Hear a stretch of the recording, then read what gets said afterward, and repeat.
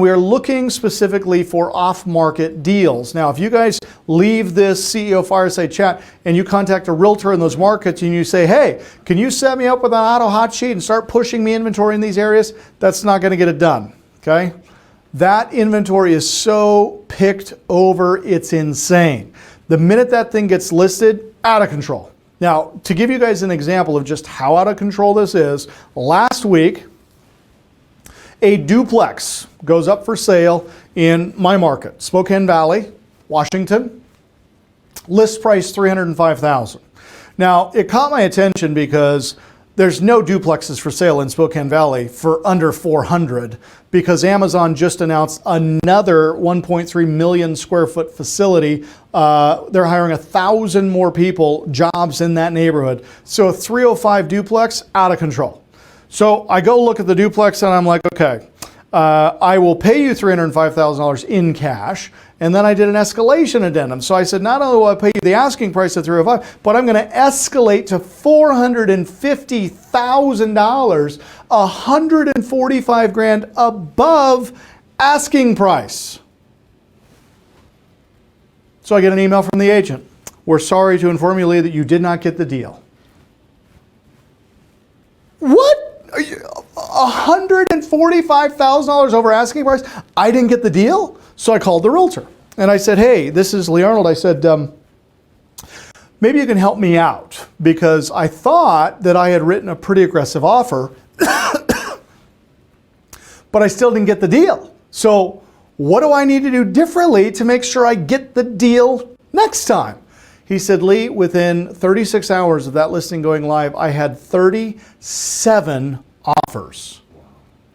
And yours was not the highest, yours was not the fastest, and yours did not have the least amount of hair. Which means somebody wrote an offer over $450,000 with no contingencies, no inspection, cash, close in 5 days. Okay? So this is what you're competing with. Now, even in my own market, you guys, if you take the advice I just gave you and you go from Spokane and you go 150 miles north, 150 miles south, and 150 miles east and west, you're going to come into some pockets where there's tremendous opportunity. There's a market about 80 miles north of Spokane corridor called Ione. I got no jokes. There's nothing in Ione to joke about. There's like 9 houses. I bought one of them. I owned 1/8 of the town. That's funny. No. Jeez Louise. I got to get a drum kit in here. That's funny. I should have been the mayor. I own 1/9 of the house. Yeah. Thank you, Peter. I appreciate the courtesy laugh. Bought it for $26,000. Did very little to it, cleaned it up, sold it for $65,000 from a lady who wanted to get out of the rat race of Spokane and get into an area where the air was cleaner and she could breathe freer, okay? So direct to seller is how you win. So we're looking for inherited properties as one category. And I'm going to give you several categories of direct to seller opportunities that I want you guys to be aware of and I want you to be targeting. Inherited property owners. The inherited property is in a different state than where the heir lives. They don't want to be a landlord and they don't have the money to make repairs. Often these properties have not been updated in years, and so the heir is willing to sell at a discount. The heir needs money now, and they're willing to sell the property at a discount to get cash. Now, we got one, I just closed on this one 2 weeks ago, direct to seller marketing, received our mail piece, and then we followed up with a phone call. He had inherited the property from his grandmother who'd passed away. And when we called him, we said, what's the deal? And he explained to us, he says, but I'm not ready to sell. He said, Grandma still has a lot of things in the property. I need to go through it. I need to sort it out. So why don't you call me in June and I'll be probably ready to sell in June. And I said, well, how about we do this? I said, would it be helpful if you had some cash to help pack and move Grandma's stuff that's in the house? He said, yeah, why would you have in mind? I said, well, how about we do this? How about I buy the house today and then I'll just give you until June before I take possession. So you will get all of your cash for the property now and you got 4 months. Clean it up, do whatever you got to do. I'll just sit and wait. Now, we bought that house for $65,000. I quickly put it put it out on Craigslist to see if there was another investor who might want it and was willing to carry it for the 4 months into June.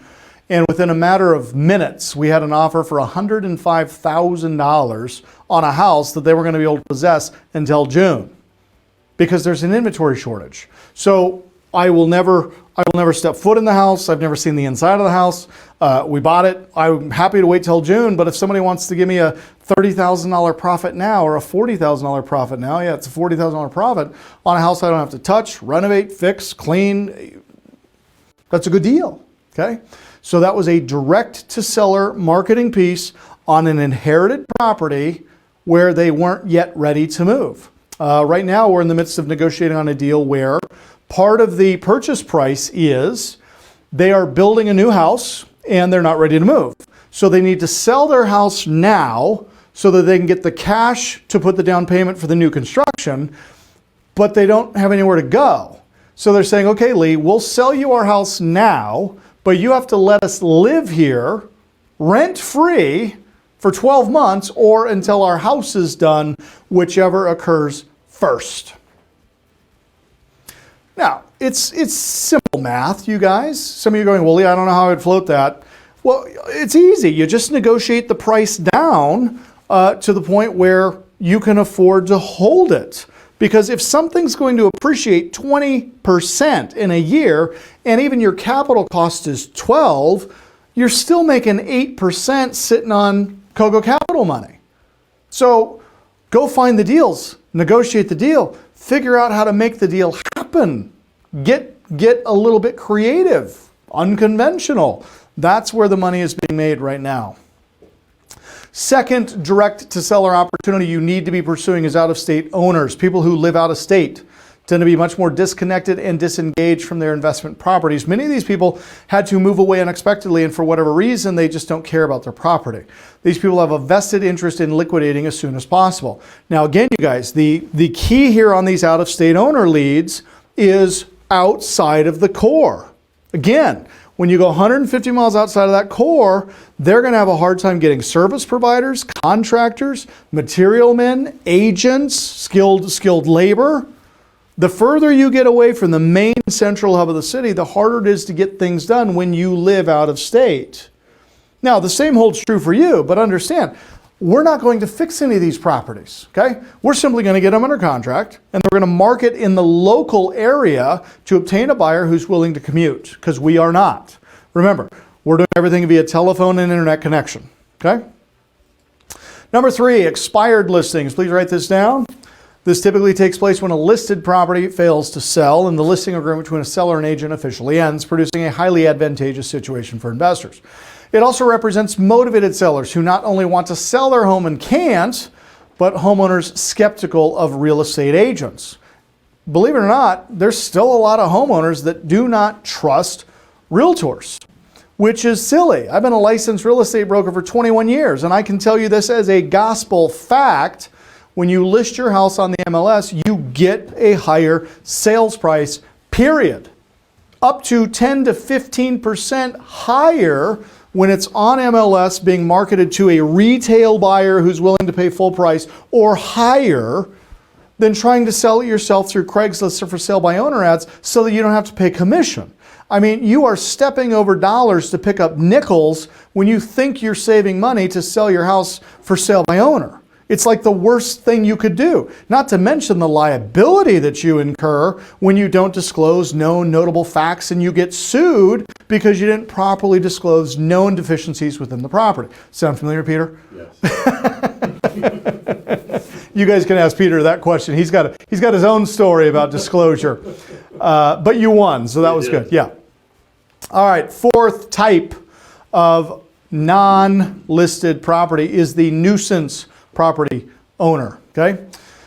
Why are these some of the greatest deals? Now, this is what we refer to internally as a lien abatement or a code enforcement transaction. Now, many of you that are joining us here today, you've already been certified as lien abatement and code enforcement specialists.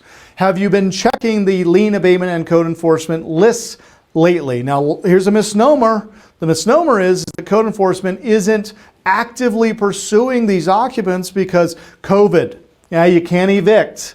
No. This is a public health situation, okay? This is not a COVID crisis, an inability to pay. Most of these types of lien abatement, code enforcement properties are owned free and clear. Many times they are inherited by the heir to the estate who's now living in the home, trashing the home, doing illegal activities within the home, and they have no COVID issues at all. Oftentimes they don't even have a job. So there is no COVID situation. But there is a cleanliness situation. There is a garbage and rubbish piling up situation. So it's a health department violation. And we are still seeing these types of filings taking place. So if you have not checked your lien abatement code enforcement list with your local municipality, I strongly encourage you to revisit that tomorrow, as well as going into these 9 cities and those 150-mile townships. Now, one thing to be aware of: when the population of a town dips below usually 10,000 people, so as you're going into some of these smaller submarkets, when the population dips below 10,000, these towns do not have the tax base that they can afford an entire division for code violation enforcement. So in these small townships, code enforcement will usually be administered and overseen by the local fire department. So contact the fire department and simply ask, hey, do you have any properties that you're currently abating, meaning there's a problem, that are a potential fire hazard? Oh yeah, we got one over on Hemlock, we got one over on Ash, we got another one on Maple. Get the list. Now, what are they? When somebody complains about a house because it needs a lot of repairs or is vacant, the city will issue a code compliance violation and tell the homeowner to fix the problem. If they don't, a lien will be put against the house.